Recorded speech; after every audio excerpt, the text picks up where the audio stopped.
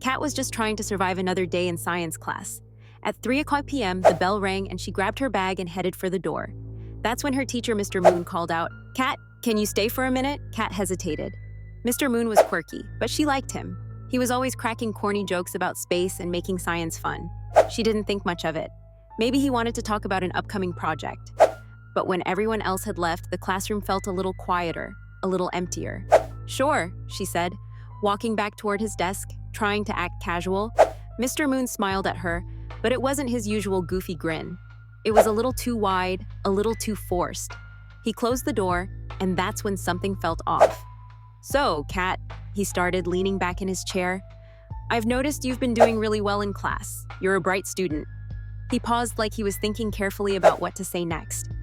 "I've got a special project coming up. Maybe you'd like to help me out after school?" Kat shifted uncomfortably. "After school? What kind of project?" "Well, nothing major," he said. "Just a little extra work. I've got a bunch of new equipment at my place, and I thought you'd be perfect for the job." Kat's heart skipped. At his place, he leaned in, his voice dropping. "It'll be just you, me, and the science. I think you'd really like it." His smile was too wide, too persistent. Kat felt a cold chill crawl up her spine. This didn't feel like a normal teacher-student interaction.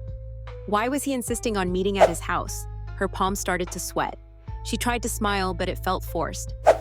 I really need to get going," she said, backing away a little.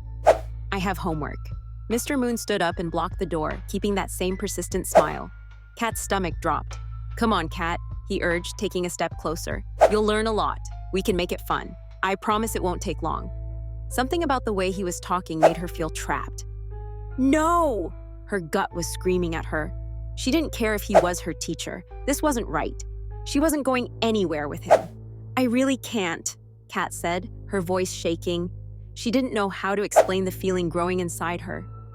"I have to go." Without waiting for another word, she pushed past him, her heart pounding in her chest, and bolted out of the classroom. She didn't stop until she was outside in the fresh air, where everything felt clearer again. But she couldn't shake the feeling that something bad had almost happened. She met her friend Tessa, outside the school like always. Tessa could tell something was wrong the moment she saw Kat's face. "Kat, what happened?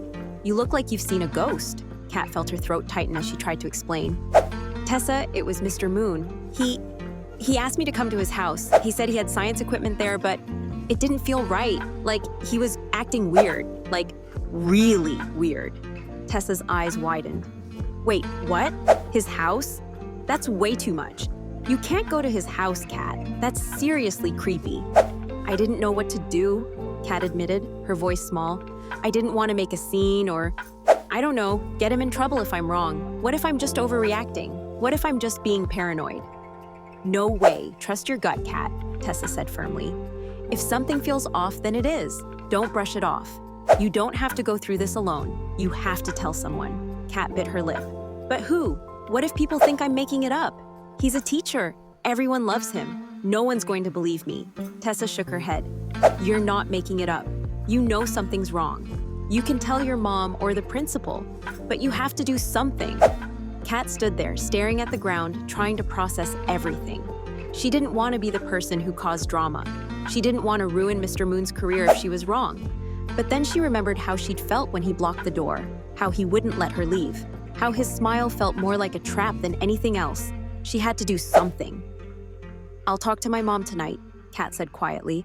"She'll figure out what to do." Tessa gave her a supportive hug. "I'm proud of you. You're doing the right thing." That night, as Kat lay in bed, her heart was heavy, but she knew Tessa was right. She couldn't ignore this. She wasn't going to stay silent. Not about this. Not when it could protect someone else. Kat began to feel stronger as she drifted off to sleep. The next day, before school, she told her mom everything. And together, they went straight to the principal's office. After Kat spoke up, the school took immediate action. Principal Harris launched an investigation into Mr. Moon's behavior. They interviewed Kat, her classmates, and other teachers to gather as much information as possible. In the end, the investigation revealed that Mr. Moon had crossed professional boundaries, and his actions were more than just inappropriate. They were predatory. As a result, Mr. Moon was put on administrative leave while the school worked with the authorities to ensure he would no longer be in a position to harm any students. Eventually, he was fired, and his teaching license was revoked.